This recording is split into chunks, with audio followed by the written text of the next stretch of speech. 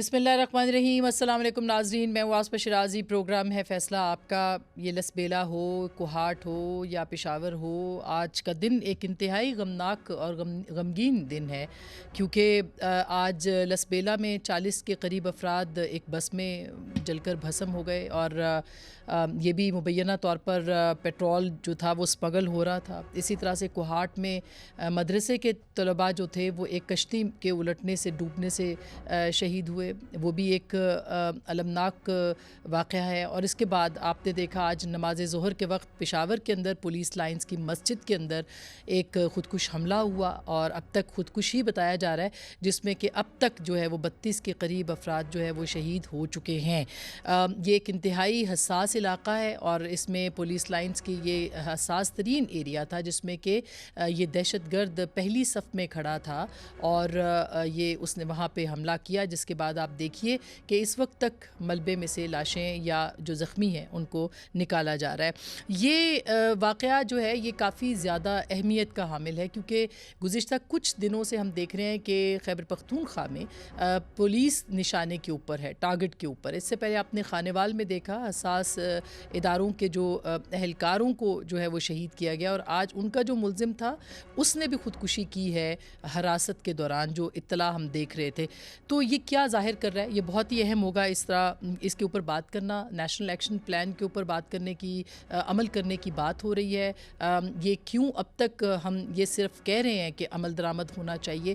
آج اس کے اوپر جو ہے وہ مختلف لوگوں نے بات بھی کی، خواجہ آصف صاحب نے بھی بات کی، اور ایک انہوں نے گفتگو کے دوران یہ بات کہی ہے کہ بہت سارے لوگ جب وڈرال ہوا ہے افغانستان سے، وہ پاکستان آئے ہیں، اور ان کا قلاقمہ کرنا ضروری ہے، اور پہلے کی طرح دہشت گردی کا مقابلہ کرنا ضروری ہے۔ کیا ہم یہ سمجھے کہ ایک مرتبہ پھر ایک آپریشن جو ہے وہ لانچ ہوگا؟ کیا کہا تھا آج ایک گفتگو میں، اور بہت اہم بات ہے کہ افغانستان کی سرزمین کو استعمال کرنے کا اشارہ بھی خواجہ آصف صاحب نے کیا ہے۔ وہ کیا کہہ رہے ہیں، کیا فرما رہے ہیں، ذرا سنیے گا۔ ہمارا صوبہ جو ہے اس دہشت گردی کی وجہ سے بہت حد تک حالت جنگ میں ہے۔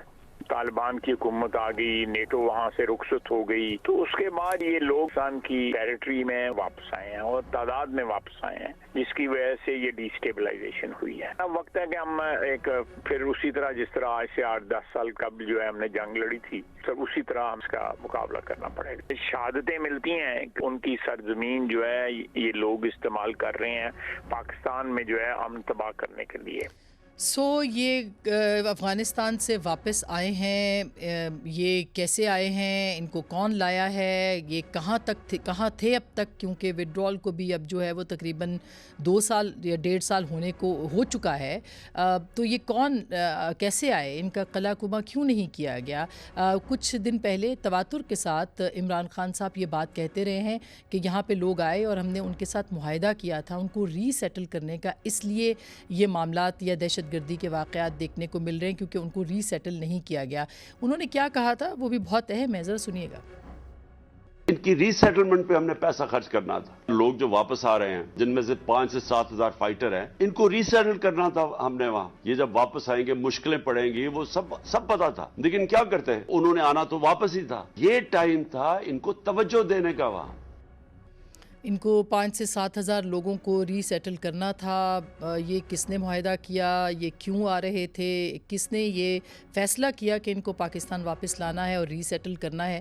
عمران خان صاحب سے بھی یہ سوال جو ہے وہ ضرور پوچھنا چاہیے، اور انڈیپینڈنٹ تحقیقات ضرور ہونی چاہیے اس وقت کہ کیا معاملات ہیں۔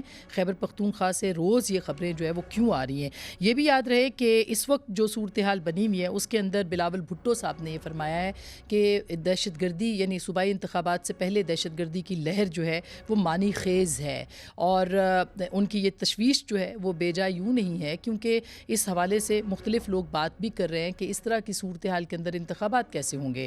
آج اعظم نذیر تارڑ صاحب نے بھی اس پہ کچھ لب کشائی کی ہے، اور یہ کہا ہے کہ انتخابات آگے جا سکتے ہیں جو کہ صوبائی حکومت کے ہیں یا صوبائی انتخابات کے حوالے سے۔ وہ کیا کہہ رہے ہیں ذرا سنیے گا۔ ان کا دہشت گردی سے متعلق انہوں نے نہیں کہا، لیکن انہوں نے جنرلی کہا ہے۔ تو کیا دہشت گردی کی اس نئی لہر کو بھی ایک موضوع بنایا جا سکتا ہے؟ کیا کہہ رہے ہیں اعظم نذیر تارڑ صاحب، ذرا سنیے گا۔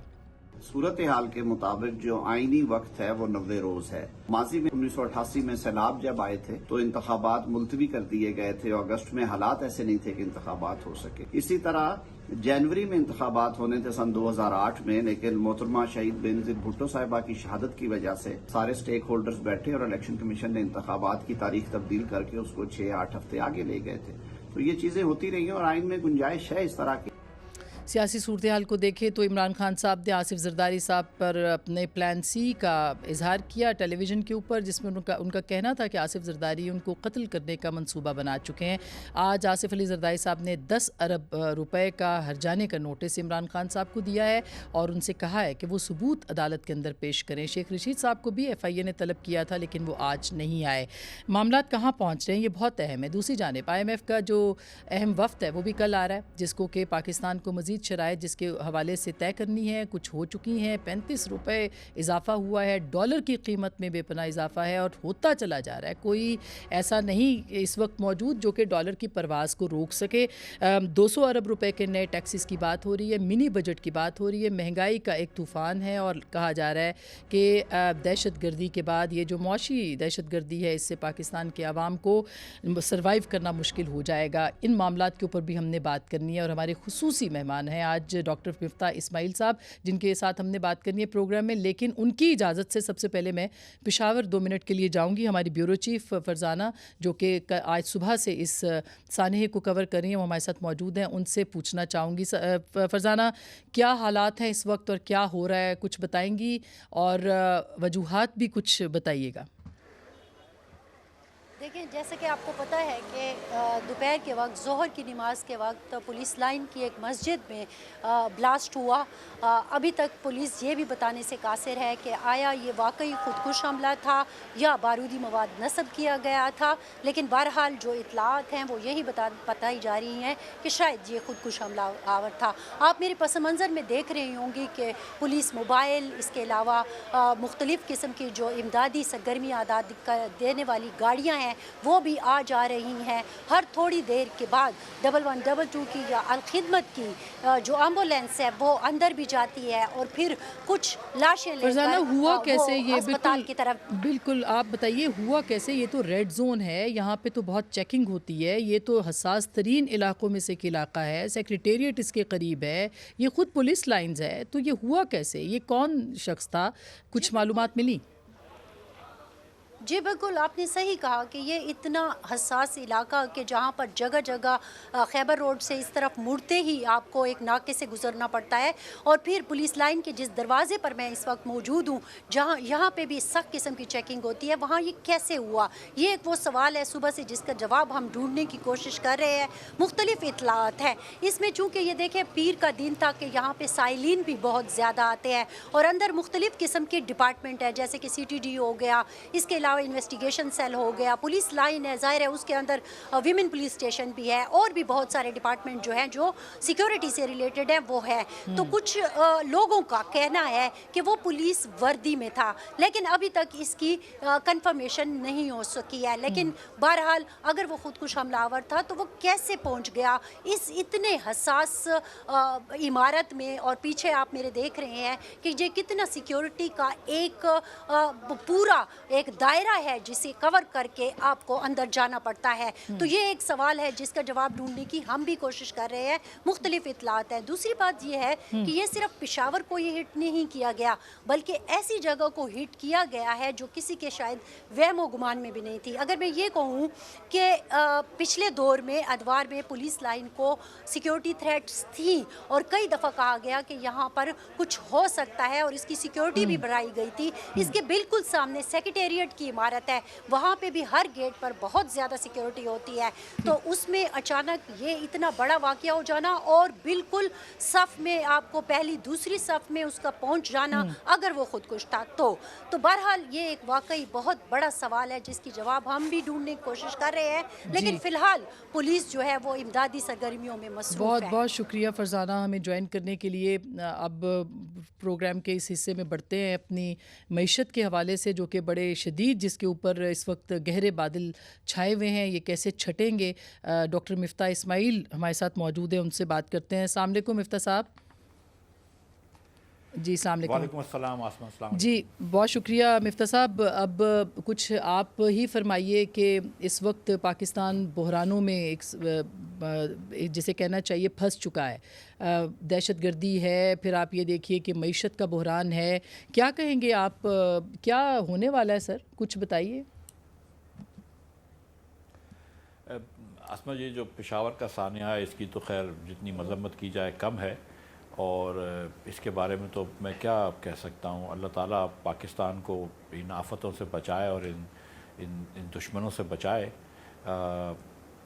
جو معیشت کا بحران ہے جس میں تھوڑی سی میں سمجھ رکھتا ہوں جی اس کے اندر تو دیکھیں 20-30 سال سے ہم جو غلطیاں کر کے آ رہے ہیں اور اپنے وسائل سے آگے نکل کے اخراجات کر رہے ہیں، اپنی چادر دیکھ کے پیر نہیں پھیلا رہے ہیں، تو کبھی نہ کبھی ایک دن ایسا آتا ہے کہ جب آپ کو مزید لوگ جو ہیں وہ قرض دینا چھوڑ دیتے ہیں. اور یہی ہمارے ساتھ ہوا ہے کہ ہم بہت عرصے سے اپنے وسائل سے زیادہ خرچ کر رہے ہیں، اور اب ہم کو لوگوں نے قرض دینا چھوڑ دیا ہے، تو ہم کو بہت زیادہ اب اپنے کمر کسنی پڑ رہی ہے. اور پیٹرول کا مہنگا ہونا یا ڈالر کا مہنگا ہونا، یہ اس کی ایک قسط ہے کمر کسنے کی. جی مفتاح صاحب بجا فرمایا آپ نے. میں یہ بالکل اس سے پہلے، کیونکہ بہت دنوں کے بعد آپ نے ہمیں وقت دیا ہے، تو اس سے پہلے کہ اور دیگر موضوعات پہ مزید آگے جا کے بات ہو، یہ مجھے بتائیے کہ ہمارے دوست ہمارے ہاں شکار کرنا پسند کرتے ہیں، لیکن اسلام آباد یا کیپٹل میں آنا پسند نہیں کرتے، یا اس کی وجوہات کچھ اور بھی ہو سکتی ہے. آپ نے خود کہا کہ دوست پیسے بھی نہیں دے رہے. یہ واقعہ، یہ سانحہ کب سے شروع ہوا ہے؟ کیونکہ آپ چھوڑ کے گئے تھے، شاہد خاقان عباسی صاحب کی کیبنٹ میں تھے آپ، اس کے بعد جب آپ گئے تو پھر نگران سیٹ اپ آیا، پھر عمران خان صاحب کی حکومت آئی ایک مرتبہ، پھر آپ آئے. تو آپ اس پورے ٹینیور میں کہاں کہاں کیا کیا دیکھتے ہیں؟ کیا ہوا کیا ہے ہماری معیشت کے ساتھ؟ دیکھیے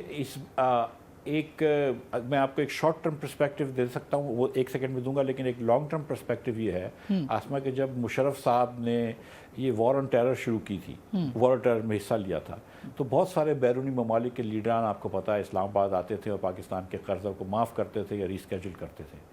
تو 2001-2002 میں کافی ہمارا جو ہم قرض تھا وہ کم ہو گیا تھا. لیکن پھر مشرف صاحب کے دور سے ہی ہم نے بہت زیادہ ٹریڈ ڈیفیسٹ کرنا شروع کر دیا، کرنٹ اکاؤنٹ ڈیفیسٹ شروع کرنا کر دیا. اور کرنٹ اکاؤنٹ ڈیفیسٹ کا مطلب یہ ہوتا ہے کہ جو ہم کو باہر سے چیزیں جو لیتے ہیں اس کا بل زیادہ ہوتا ہے، جو ہم بیچتے ہیں اس کا بل کم ہوتا ہے، تو جو ڈفرنس ہوتا ہے اس کے ہم کو پیسے کہیں سے قرض لے کے دینے ہوتے ہیں. تو ہر سال ہم آہستہ آہستہ قرض جمع کرتے رہے، اور اب 20 سالوں کے اندر ہم جو ہے یہاں پر کھڑے ہیں جہاں پہ ہم 50,000 ارب روپے کا قرض دینا ہے، جس میں سے 25,000 ارب روپے کا قرض یا 26,000 ارب روپے کا قرض جو ہے وہ صرف زرعِ مبادلہ کی اس پہ دینا ہے، ہم کو زرعِ مبادلہ میں دینا ہے. اب ہم کو اگر اور لوگ پیسے دیتے رہے، دوست ممالک پیسے دیتے رہے، تو ٹھیک ہے، ہم ملک اے سے قرض لے لیں گے، ملک بی کو واپس کر دیں گے، ملک بی سے لے کر ملک سی کو واپس کر دیں گے، کسی ایک ادارے سے لے کر ورلڈ بینک سے مثال کے طور پہ لیے قرض، ایشین ڈیولپمنٹ کو دے دیا، اور اسی طرح ہم کرتے آ رہے ہیں. لیکن اب ایسا ہوا ہے کہ لوگوں نے کہا ہے کہ نہیں یار، آپ اپنی تھوڑی سی حالات بہتر کریں، ہم قرض نہیں دے سکتے. یہ لانگ ٹرم پرسپیکٹو ہے، تو جس کے اندر میں یہ سمجھتا ہوں کہ کسی ایک حکومت کو آپ مرید الزام نہیں ٹھہرا سکتے. یہ ساری غلطیاں ہیں، ماشاء اللہ حکومت کی بھی غلطیاں ہیں اور جمہوری حکومت کی بھی غلطیاں ہیں، ہائبرڈ حکومت کی بھی غلطی ہے عمران خان صاحب کی. اب جو دوسرا پرسپیکٹو دیکھیں، وہ آج مرتضی سید جو کہ عمران خان صاحب نے گورنر لگائے تھے اسٹیٹ بینک کے، ان کی پرسپیکٹو تھا، اور انہوں نے کہا کہ یہ 3 غلطیاں ہوئی ہیں. پہلی غلطی وہ ہوئی تھی کہ جب حفیظ شیخ صاحب نے پرانے ریویو کرے کووڈ کے بعد، جب IMF کا پروگرام ریوائیو کروایا، اور کووڈ میں IMF نے اور دنیا بھر نے ہم کو بڑی آسانی کر دی، بڑی مراد دی، تو جب ریوائیو کروایا حفیظ شیخ نے اور حفیظ شیخ پیسے لے کر آئے، تو شوکت ترین صاحب آئے اور انہوں نے وہ بجٹ جو ہے وہ ایسا ایکسپینشنری بجٹ دے دیا، اور وہ وہاں پہ IMF سے رابطہ توڑ دیا. اس کے بعد ان کو 4 مہینے میں سمجھ آئی کہ یہ چیز غلط ہو گئی ہے، پاکستان مشکل میں پھنس جائے گا. تو انہوں نے پھر نومبر میں پھر مذاکرات کرے، جس کے پیسے فروری میں آئے. فروری میں جب پیسے آئے تو اسی مہینے میں پھر عمران خان صاحب نے وہ معاہدہ بھی توڑ دیا IMF سے، اور اس کے بعد آپ کا ڈیفالٹ رسک بڑھنا شروع ہوا. یہ 2 غلطیاں تھیں. اس کے بعد جب شہباز شریف صاحب کی حکومت آئی تو ہم نے بڑی محنت سے IMF لے کر آئے، اور IMF کو جب ہم لے کر آئے، ان سے ہم نے ڈیل کر لی، بجٹ پاس کیا، سپٹمبر میں پیسے آئے. اس کے بعد مجھ کو انہوں نے نوکری سے نکال دیا، اور پھر ڈار صاحب آئے، اور ڈار صاحب نے کہا کہ نہیں، مجھے IMF بھی نہیں چاہیے، میں ان کی آنکھوں میں آنکھیں دیکھوں گا، उनको डरा दूंगा, उनको धमका दूंगा, उनसे उनको क्या फ़र्क पड़ता है हमारी करेंसी क्या है, वगैरह वगैरह बहुत सारी बातें कि पेट्रोल नहीं महंगा होना चाहिए, डॉलर सस्ता होना चाहिए। और ये डार साहब ज़ाहिर है कि जब मैं वज़ीर था जब भी करते थे बातें, वो 4 महीने हमने 2 एक्सचेंज रेट रखे और बहुत सारे मसाइल में फंस गए, यहाँ तक कि $3.5 बिलियन आ गए। तो अब हमने फिर IMF की शर्त मानने की कोशिश कर रहे हैं। तो ये 3 हमने गलतियां करी हैं, 2 खान साहब के दौर में हुई और 1 डार साहब ने की है, और इसकी वजह से आज हम यहाँ पे खड़े हैं। तो ये बहुत आपने खूबसूरती से ये पूरी कहानी जो है वो बयान की है, लेकिन क्या ये बात दुरुस्त है कि अब ये जो मुआशी बहरान है ये किसी भी सियासी हुकूमत से हल नहीं हो सकता? आप इससे एग्री करेंगे? क्योंकि जो IMF की शराइत हैं वो कोई भी सियासी हुकूमत, भले वो शौकत तरीन साहब थे या इवन आपके लिए भी बहुत मुश्किल था, अभी डार साहब के लिए भी बहुत मुश्किल है, या पॉलिटिकल गवर्नमेंट के लिए मौजूदा, तो आपको लगता है कि ये हल कर पाएंगे? क्योंकि महंगाई का तूफ़ान है जो कि आने को है और आ चुका है। नहीं, सियासी हुकूमत नहीं होगी तो कोई और हुकूमत होगी तो क्या महंगाई नहीं आएगी? अगर आप IMF का प्रोग्राम कर रहे होंगे तो महंगाई तो आएगी। और जो दीगर दुनिया के अंदर हैं, बांग्लादेश है या दीगर ममालिक हैं जो IMF के प्रोग्राम में जब गए हैं तो उन्होंने भी तो मुश्किल उठाई है ना, लेकिन फिर मुश्किल उठा के उन्होंने अपना काम ठीक कर लिया। हम ये करते हैं कि 2-3 साल जाते हैं, उसके बाद फिर अगले एक जब मौका मिलता है हमको इतना पैसा खर्च कर देते हैं कि उसके बाद फिर मुश्किल में फंस जाते हैं। यही 2018 में हुआ, 2017-18 में हुआ, यही इमरान खान साहब ने 2021 में किया, यही मुशर्रफ साहब ने 2007-8 में किया, जो कि एक लिहाज से देखा जाए तो सियासी हुकूमत नहीं थी मुशर्रफ साहब की, वो तो माशाल्लाह हुकूमत थी। 2007-8 में पाकिस्तान का सबसे बड़ा करंट अकाउंट डेफिसिट हुआ। तो ये सियासी हुकूमतों की गलती नहीं है, ये इत्तेफाक है पाकिस्तान में कि इस साल, पिछले साल ही हुकूमत हटी है और जो नई हुकूमत आई शहबाज शरीफ साहब की, वो आते ही सर मुंडाते ही ओले पड़े, यूक्रेन की जंग हो गई, दुनिया में इन्फ्लेशन बढ़ गया, दुनिया में इंटरेस्ट रेट बढ़ गए, एक सुपर कमोडिटी साइकिल थी, पेट्रोल बड़ा महंगा हो गया दुनिया भर में। तो बहुत सारी एक चीज़ें जो थी वो बैनुल-अक़वामी सतह पे बहुत सारी मनफी चीज़ें हमारे सर पे आके बैठ गईं, और पाकिस्तान की वैसे ही मईशत जो थी वो थोड़ी सी खस्ता हालत में थी। तो सब एक साथ चीज़ें हो गई हैं। लेकिन मैं अब भी ये समझता हूँ कि सियासतदान जो हैं और सियासी लीडरान जो हैं, उनका ये ज़िम्मा है कि वो इस मुल्क के बाशिंदे हैं, और अगर उनको हुकूमत मिलती है तो इन चीज़ों को वो तय करें और उसका हल निकालें, ना कि हाथ उठा दें कि भाई हमसे ये नहीं हो रहा। इससे पहले कि मैं डार साहब की पॉलिसी के ऊपर आऊँ, थोड़ा सा और इसी के ऊपर मैं बात करना चाहूँगी। ये बात दुरुस्त है कि जब 25 मई को इमरान खान साहब लॉन्ग मार्च कर रहे थे, आपकी हुकूमत घर जाने का फ़ैसला कर चुकी थी, और जनरल बाजवा ने भी ये बात बताई, और उसके बाद मुख्तलिफ आपके रहनुमा भी ये कहते रहे। तो उस वक्त आप ही वो थे जिनको कि IMF के साथ बात करने को भेजा था। क्यों रुकी थी PMLN की हुकूमत कि वो ये क्राइसिस जो है इसमें खड़ी होगी और इसको निपटाएगी और अपना कैपिटल जो है, पॉलिटिकल कैपिटल, उसको बर्न करेगी? क्या रीज़न्स थी? देखिए आसमा, मुझे इतना पता है कि एक वक्त ऐसा था कि हुकूमत ने यह फ़ैसला किया था कि हम इलेक्शंस की तरफ चले जाएं, और तो उस वक्त मैंने भी ये मशवरा दिया था फिर अपनी पार्टी की लीडरशिप को, क़यादत को, मियां नवाज शरीफ साहब को भी, कि अगर हम जा ही रहे हैं इलेक्शन की तरफ और केयरटेकर आ रहे हैं तो फिर हम क्यों अपने सर पे इमरान खान के गुनाह लें, और हम क्यों इलेक्शन पेट्रोल बढ़ाते हैं, फिर हम 2-3 दिन में चले जाते हैं घर पे और इलेक्शन कराएं। और आप जानती हैं कि शायद अब्बासी साहब तो शुरू से कह रहे थे कि हुकूमत लो ही भी ना, बल्कि मियां नवाज शरीफ भी कह रहे थे कि 2 हफ्ते तक ही हुकूमत लो। लेकिन अगर मैंने ये साथ साथ ये कहा कि अगर आपने हुकूमत लेनी है तो फिर तमाम मुश्किल फ़ैसले करने पड़ेंगे। बहरहाल फिर प्राइम मिनिस्टर साहब ने और तमाम लीडरान ने, सीनियर लीडरान ने डिसाइड किया कि हम ये हुकूमत को लेकर चलेंगे। तो उसके बाद तो फिर जो IMF से प्रोग्राम करना जो था वो नागुज़ीर था, और फिर हमने उसको निगोशिएट कर लिया।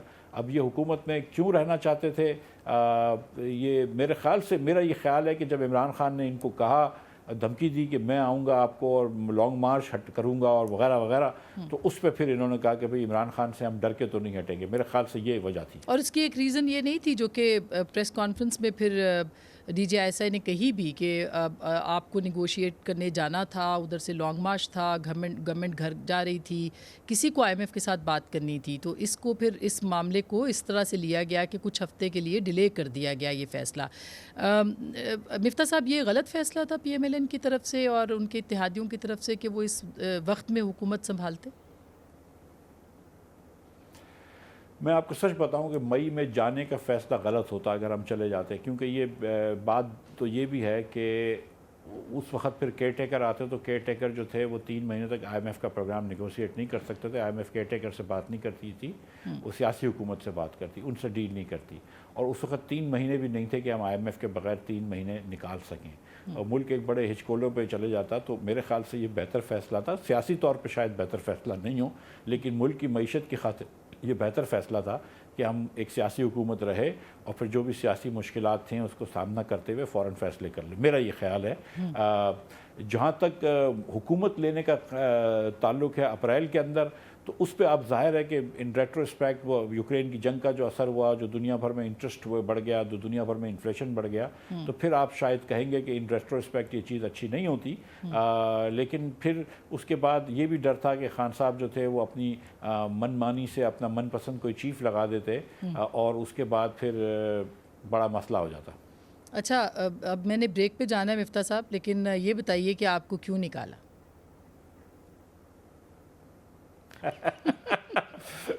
देखिए, मुझे निकालना वज़ीर आज़म साहब का सवाबदीद है, उसमें कोई हर्ज नहीं है मुझे निकालने में। मैं अगर खुदा न खास्ता पाकिस्तान में एक ही आदमी काबिल रह गया वज़ीर ख़जाना बनने का तो सही बात नहीं है। अगर मुझे निकाला और वज़ीर आज़म साहब किसी और को लेके आना चाहते हैं तो वो उनका एकदम सवाबदीद है। लेकिन जिस तरह से आपको निकाला, फिर प्राइम मिनिस्टर से ही पूछ सकती। लेकिन जिस तरह से आपको निकाला, जी वो देखें अब ये सवाल आप मुझसे पूछेंगी तो मैं तो शिकवा ही कर सकता हूँ, लेकिन बेहतर ये है कि ये सवाल तो उनसे पूछा जाए ना जिन्होंने मुझे निकाला है।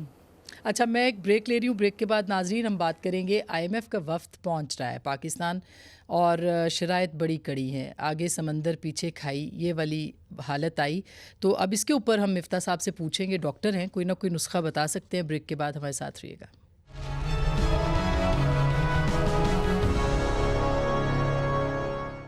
वेलकम बैक नाजरीन, एक दफ़ा फिर आपको खुश आमदीद कहते हैं। डॉक्टर मिफ्ता इस्माइल, साबिक वज़ीर ख़जाना, हमारे साथ इस वक्त मौजूद हैं। मिफ्ता साहब, अब IMF पाकिस्तान वफ्द आ गया, पैसे आपको मिलने हैं। एक शर्त आपने पूरी 2 कर दी पूरी, पेट्रोल भी महंगा कर दिया 35 रुपये और डॉलर को भी जो है वो अब आपने आज़ाद छोड़ दिया, बल्कि बहुत ही आज़ाद छोड़ दिया है। तो अब क्या आपको लगता है कि क्या और शराइत हैं जो कि हमें माननी पड़ेंगी? जी आसमा, IMF की 3 शराइत थी। एक तो ये कि डॉलर को आप ज़बरदस्ती एक रेट पे ना रखें, जिसकी वजह से बहुत सारे मुज़िर असरात हो रहे थे, बहुत नुकसानात हो रहे थे। जो अगर आपने डॉलर जब 228 पे रखा हुआ था, 229 पे, तो बहुत सारा रेमिटेंस, हमारा 10% का जो रेमिटेंस है, जो तरसीलात बाहर से हमारे वर्करान भेजते हैं, वो हुंडी की मार्केट से आ रहा था। तो तकरीबन 1-1.5 बिलियन का ये लॉस हो गया। कुछ एक्सपोर्टर्स ने पैसे रख लिए, कुछ एक्सपोर्टर्स ने कम कर दिए। तो ये, और फिर उसके बाद जब IMF क्योंकि हमसे वो नाराज़ हो गया तो उसकी वजह से कुछ बाहर के बैंकों ने पैसे निकाल लिए एज अपोज टू री रोल करा, तो उससे हमारे रिजर्व्स बहुत कम हो गए। तो अगर डॉलर, अगर हम पहले से आज़ाद हुआ होता तो हमारा थोड़े से रिजर्व ज़्यादा होते, तो शायद इतनी जो इस वक्त जो डॉलर बढ़ गया और रुपया टूट गया, इतना ये नहीं होता इसका। क्योंकि इस वक्त बहुत सारे लोगों ने डॉलर होल्ड करके रखा हुआ है, डॉलर लेके रखा हुआ है, वो शायद नहीं लेते। लेकिन बहरहाल अब ये शर्त पूरी हो गई। तो इसके साथ साथ डॉलर की स्मगलिंग के ऊपर भी तो, और वो डार साहब तो कहते हैं कि स्मगलिंग को रोका नहीं गया जब से वो भी आए हैं, और उससे पहले वो मुसलसल ये बात कर रहे हैं। जी हेलो जी स्मगलिंग का तो मेरा इसमें थोड़ा सा मौक़िफ़ डिफरेंट है। लेकिन जो दूसरी शराइत है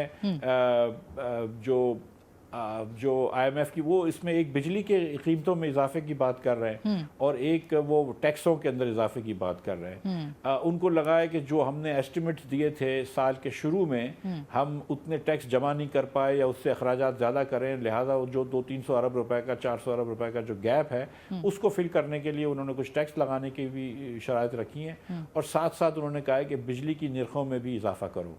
तो उससे मेरे ख्याल से दोनों से थोड़ा सा, ख़ास तौर पे बिजली की निर्खें बढ़ाना जो है वो किसी भी हुकूमत के लिए मुश्किल होता है। और क्योंकि बिजली की निर्खें बढ़ी थी तो बीच में बड़ा प्रोटेस्ट हुआ था, तो ये एक ज़रा सी हुकूमत के लिए मुश्किल स्टेप है। लेकिन मुझे ऐसा लगता है कि अगर IMF आती है और टेबल पे बैठती है और आप बाकी नेक नियती से गैस की कीमतों में इजाफा कर देते हैं, टैक्स लगा देते हैं, और क्योंकि आपने ऑलरेडी पेट्रोल महंगा कर दिया है और डॉलर महंगा कर दिया है, तो फिर शायद IMF आपको बिजली की कीमतों में थोड़ी सी रियायत दे सकती है। अच्छा, इसका मतलब है कि ये वो एरिया है जहाँ पे थोड़ी रिलैक्सेशन हो सकती है, पैसे पाकिस्तान आ सकते हैं, फौरी तौर पर जो किस्त रुकी हुई थी वो वापस आ सकती है। आवाज़ कट गया जी आपका। जी, تو کیا آپ کو لگتا ہے کہ یہ معاملات کب تک سدھر سکتے ہیں؟ اگر اسی طرح IMF کے ساتھ آپ چلتے ہیں اور آپ نے ایک کٹھن فیصلہ کر لیا ہے کہ آپ نے ان کی شرائط ماننی ہے، تو کب تک ہماری معیشت سنبھلنے جوگی ہوگی یا دیوالیے کا خطرہ ٹلے گا؟ آسما پھر آپ کا آخر میں آواز ختم ہوگی. اگر IMF کی شرائط مان لیں تو کب تک کیا ہوگا؟ جی کب تک معاملہ ٹھیک ہو سکتے ہیں، معیشت بہتر ہو سکتی ہے اور یہ ٹل سکتا ہے دیوالیہ پن جو یا نادہندہ ہونے کا جو خطرہ لٹکا ہوا ہے ہمارے اوپر؟ دیکھیے آسما، اگر IMF سے آپ کا ایگریمنٹ ہو جاتا ہے تو پھر دیوالیہ پن کا خطرہ انشاءاللہ ختم ہو جائے گا.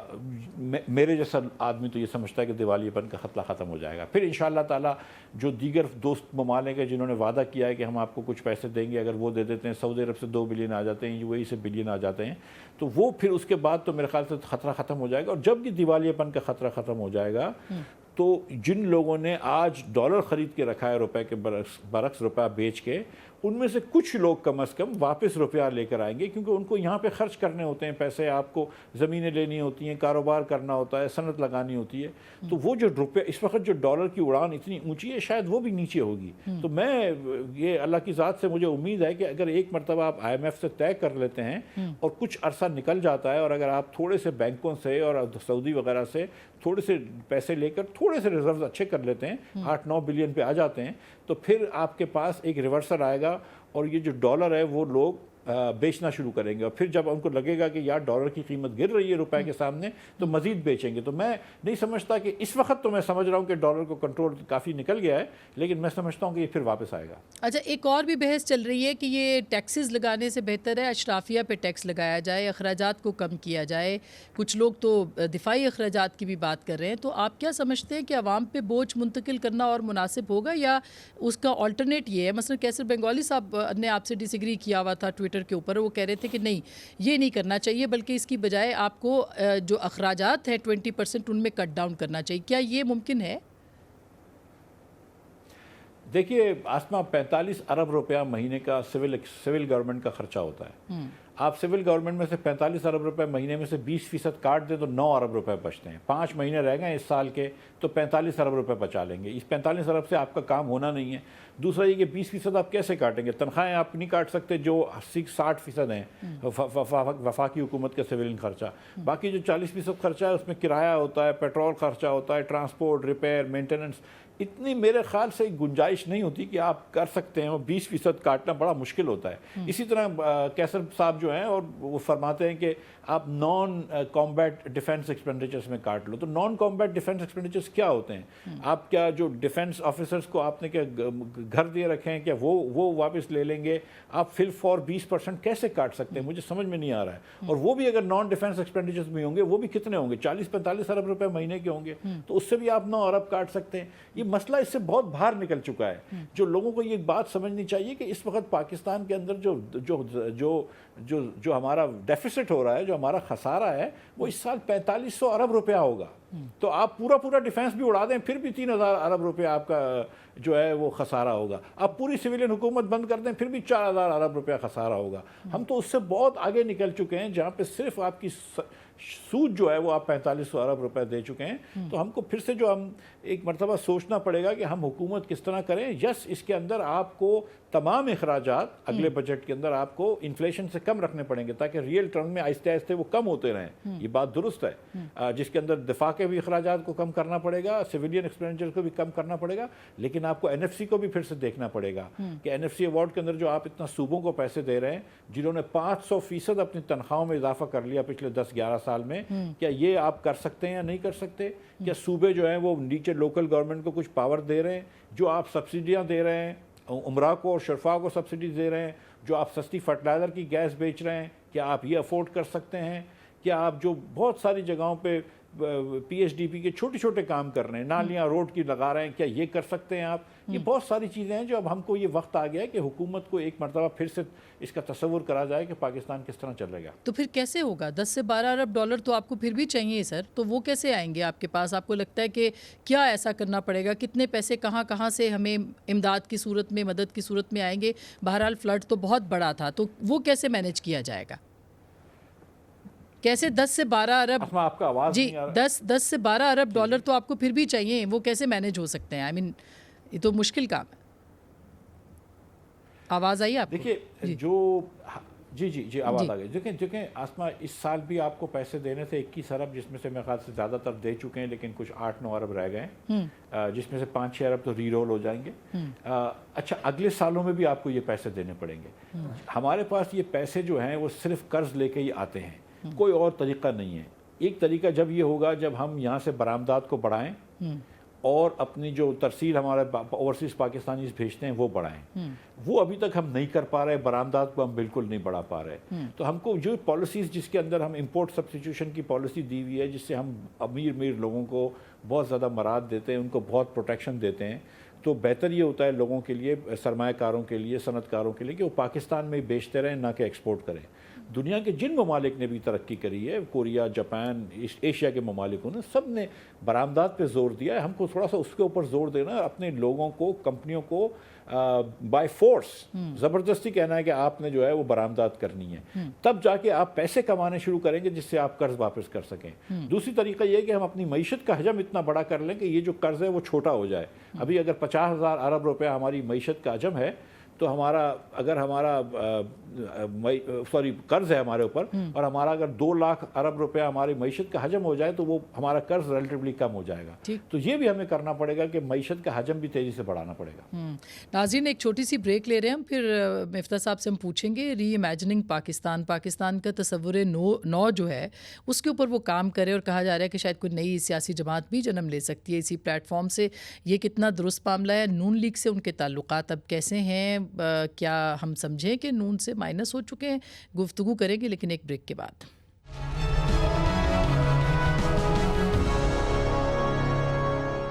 वेलकम बैक नाज़रीन, एक दफ़ा फिर आपको खुश आमदीद कहते हैं। मिफ्ता इस्माइल साहब हमारे साथ मौजूद हैं। मिफ्ता साहब, आपकी नज़र से आजकल बहुत तनकीद हो रही है PMLN के ऊपर, वो ट्वीट जो कि मरीम साहिबा ने किया था कुछ अर्सा पहले, जब आपने 7.25 या 6 रुपये बढ़ाए थे या 8 रुपये बढ़ाए थे, तो उस पर वो बार बार दिखाया जा रहा है, सोशल मीडिया पे सर्कुलेट हो रहा है कि उस वक्त उन्होंने कहा था कि मियाँ साहब तो उठ के चले गए थे, तो अब तो वो कहते हैं सीधे 35 रुपये बढ़ गए हैं। तो अब क्या रिएक्शन हुआ होगा? कुछ ज़रा इस पर भी कमेंट कीजिए।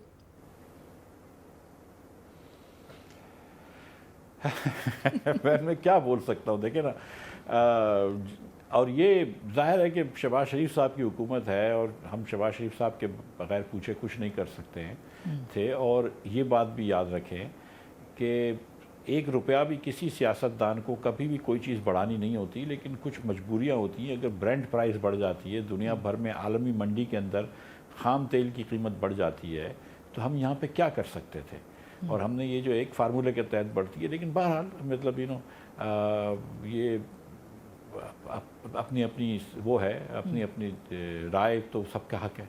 तो अभी 35 तोपों की सलामी यानी 35 रुपए की सलामी हुई है मरीम साहिबा को, आपके बारे में भी उन्होंने कमेंट किया। आपके कैसे ताल्लुकात हैं इस वक्त नून लीग से, शहबाज साहब से, मरीम साहिबा से? देखिए, मैं नून लीग तो मुझे एकदम भूल गई है, बल्कि उस दिन उन्होंने जब 12-15 लोगों का तस्वीरें छापी थी जिन लोग जेल में गए थे, तो उस पर भी मुझे अफसोस हुआ कि मेरा नाम भी नहीं डाला इन्होंने, और लिखा ये था कि हम भूलेंगे नहीं, तो भाई हमें तो भूल गए आप। तो वो हमें भूली हुई है, लेकिन कभी ना कभी शायद याद आ जाऊँ मैं इनको। बस वो फिर तो गाना ही है ना, हम भूल गए हर बात मगर तेरा, वो तो प्यार कहते हैं मगर तेरी मार नहीं भूले। तो मिफ्ता साहब, अब मुझे बताइए शहबाज साहब से आपके कैसे ताल्लुकात है? क्योंकि सलमान शहबाज साहब ने तो आपको पता नहीं माजरत तो की थी कि उनका मतलब आप नहीं थे, लेकिन कैसे ताल्लुकात हैं?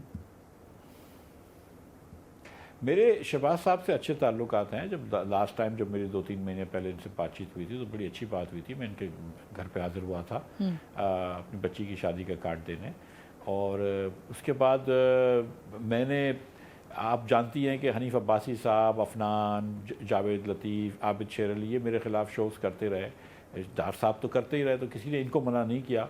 मुझे वो कहते थे कि यार तुम कुछ ना कहो, लेकिन मैं, सच्ची बात है कि थोड़ा सा मेरा भी वो है, आई गेस मेरी गलती भी समझ लीजिए है, या मेरा ईगो है कि अगर आप बार बार मेरे एबिलिटी पे ख़ास तौर पर कहेंगे कि मिफ्ता को समझ नहीं है, मिफ्ता को मईशत की समझ नहीं है, मिफ्ता को बातें नहीं करने आती हैं, तो फिर मैं उसका जवाब ज़रूर दूँगा। और फिर मैंने जवाब दिए हैं, तो वो फिर किसी को बुरा भी लगा है। لیکن میں یہ سمجھتا ہوں کہ اگر یہ میرا حق ہے اس جمہوریت کے اندر پاکستان میں کہ اگر آپ مجھ سے میری قابلیت پہ سوال کریں گے تو میں ضرور جواب دوں. لیکن یہ کوئی ایسی بات تو نہیں ہے کہ جو کہ طے نہیں ہو سکتی یا یہ بات ختم نہیں ہو سکتی. اگر آپ کوشش کریں گے ڈار صاحب سے بات کرنے کی یا ڈار صاحب کوشش کریں گے تو یہ تو معاملہ ختم ہو سکتا ہے. یہ کوئی بہت بڑی بات تو نہیں تھی. یہ بات درست؟ کوئی دیکھیں خدا نہ خواستہ کوئی کسی سے دشمنی نہیں ہے میری، اور میں سب کا رسپیکٹ کرتا ہوں. میں نے آج تک کبھی شہباز صاحب، میاں صاحب یا مریم میری بہن کے بارے میں کبھی کوئی غلط بات نہیں کری ہے، نہ کبھی انشاءاللہ کروں گا. لیکن اگر میری قابلیت پہ سوال ہوگا یا میری اس پہ کوئی سوال ہوگا، عزت پہ سوال ہوگا، تو اس کا جواب جو ہے وہ میں سمجھتا ہوں کہ میرا دینا میرا حق بھی ہے اور میرا فرض بھی ہے. تو اس کے اوپر میں کمپرومائز نہیں کروں گا. تو مفتاح صاحب اس وقت آپ کہاں کھڑے ہیں؟ ہم کہیں کہ پی ایم ایل این سنا تھا کچھ دن پہلے آپ کو نکالنا چاہتی ہے یا آپ نکلنا چاہتے ہیں، تو یہ پہلے آنکھ کون جھپکے گا وہ والی سچویشن ہے. تو کیا ہوگا؟ آپ ہیں ابھی نون کے ساتھ، رہیں گے؟ جی میں بالکل نون میں ہوں اور نون کا سپورٹر ہوں. میں الیکشنز کا میرے ارادہ نہیں ہے الیکشنز لڑنے کا، لیکن میں نون میں ہوں اور نون کو سپورٹ کرتا ہوں. میں انشاءاللہ تعالی الیکشنز میں خود نہیں لڑوں گا، لیکن کہیں ووٹ ڈالنے جاؤں گا تو نون کو ہی ووٹ ڈالوں گا. اچھا، یہ آپ نے کہہ دیا کہ پھر ووٹ انہی کو ڈالیں گے.